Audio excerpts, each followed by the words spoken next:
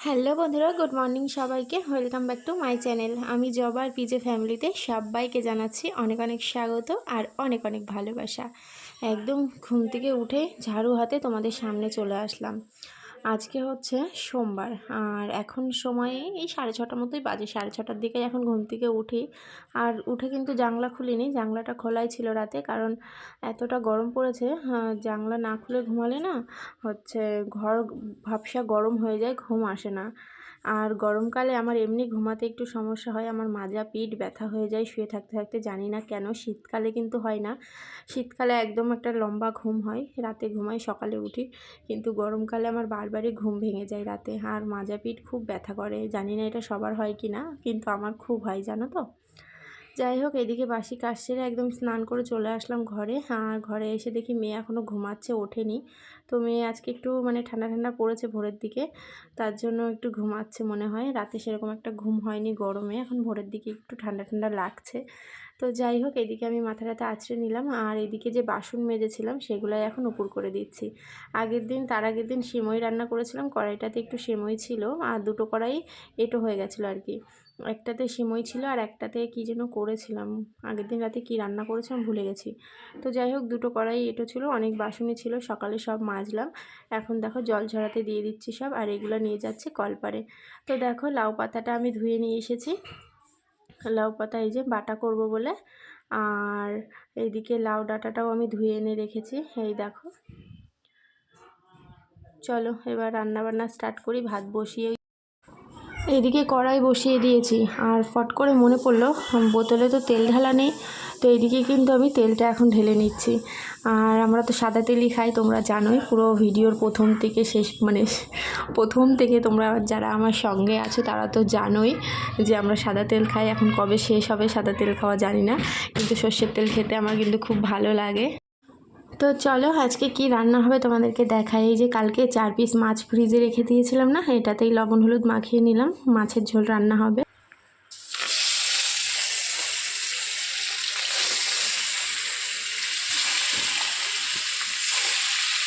School থেকে আসলাম আর ভালো লাগছে না, কি যে এত রোদ্রের মধ্যে যাওয়া, কি যে কষ্ট। তো বিছানাটা গোছাবো, কটা বাজে? 10টা 1 বেজে গেছে। বিছানাটা গোছাবো, গুছিয়ে মেয়েকে খেতে দেবো, আমি খেয়ে নেবো। আজকে রান্নাবান্নাও প্রচুর রান্না করেছি, তো আজকে রান্না করতে ভালো লাগছিল। মাঝে মধ্যে ভালো লাগে না রান্না করতে, আজকে বেশ ভালো লাগছিলো, রান্না করেছি অনেক কিছু। তো চলো আগে বিছানা গুছিয়ে নিই, তারপরে দেখাচ্ছি না কী কী রান্না করেছি। এত রোদ্দুর পড়েছে, দিনের বেলা এত গরম লাগে, রাতেও কিন্তু অনেক গরমই লাগে। শুধু ঠান্ডা লাগে একটু ভোরের দিকে না, এই 4:30 4:30 দিকে ফ্যানের হাওয়াটা একটু ঠান্ডা লাগে। তাছাড়া শীত করে যে সেই ব্যাপারটা না, কিন্তু ভালো লাগে ফ্যানের হাওয়াটা। এই ভোরের দিকে ফ্যানের হাওয়াটা ভালো লাগে, কিন্তু সারা রাতও যেরকম গরম লাগে সারা দিনেও সেরকমই গরম লাগে। বাইরে তো বেরোনোই যায় না রোদ্দুরে, ঘরে থাকি তাই এত কষ্ট। আর তোমাদের দাদাভাইরা তো ছেলেরা আর কি, তোমাদের দাদাভাই তো আছেই, আর অন্য ছেলেরাও যারা বাইরে কাজ করে তাদেরকে এরকম গরম লাগে ভাবো। আমরা ঘরে থেকেই আমরা গরম সহ্য করতে পারি না, আর তারা রোদ্দুরে রোদ্দুরে কাজ করে। তো যাই হোক, আমি স্কুলে একটু টাইম গেছিলাম আর এত গরম লেগে গেছে, স্কুলের ফ্যান নেওয়া হয়নি এখনও, ম্যাডাম এখনও ফ্যান নেয়নি। তার জন্য আর কি বলছিলাম যে এত গরমে বসে থাকা যায় না দিদিমণি, আজকে একটু তাও তাড়াতাড়ি চলে এসেছি। আমি বলছি ফ্যান নিবা তাড়াতাড়ি। তো এইদিকে মেয়েকে দেখো বলছি জামাটা খুলে দিই মা, ও বলছে না, ও কিছুতেই জামা খুলতে চায় না, এই বড় বড় জামা পরে যেন না সবসময় ঘুরঘুর করবে। তো এইদিকে বিছানাটা গুছিয়ে নিলাম, তারপরে এই যে মেয়ের বইটা রেডি করিয়ে দিলাম।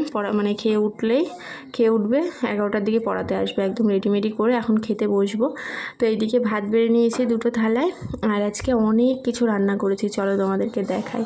সবার প্রথমেই দেখাচ্ছি ইঁচড়ের তরকারি করেছি, পেঁয়াজ রসুন দিয়ে একটু মাখা মাখা করে ইঁচড়ের তরকারি। আর এইদিকে করেছি ডাল বাটা দিয়ে লাউ ডাঁটা দিয়ে একটা শুকনো শুকনো চচ্চড়ি মতো করেছে। ডাল বাটা দিয়েছি বলে এরকম একটু শুকনো শুকনো হয়ে গেছে। তো যাই হোক, দেখতে কিন্তু বেশ ভালোই লাগছে। আর এখানে রয়েছে হচ্ছে লাউ পাতা বাটা, রসুন দিয়ে কালো জিরে আর শুকনো লঙ্কা দিয়ে লাউ পাতা বাটা করেছি। আর এখানে রয়েছে পেঁয়াজ রসুন দিয়ে মাছের ঝোল, ঝোল তো নেই, একদম শুকিয়েই গেছে, একটু শুকনো শুকনোই করেছি, এত কিছু করেছি তো ঝোলের আর প্রয়োজন হবে না।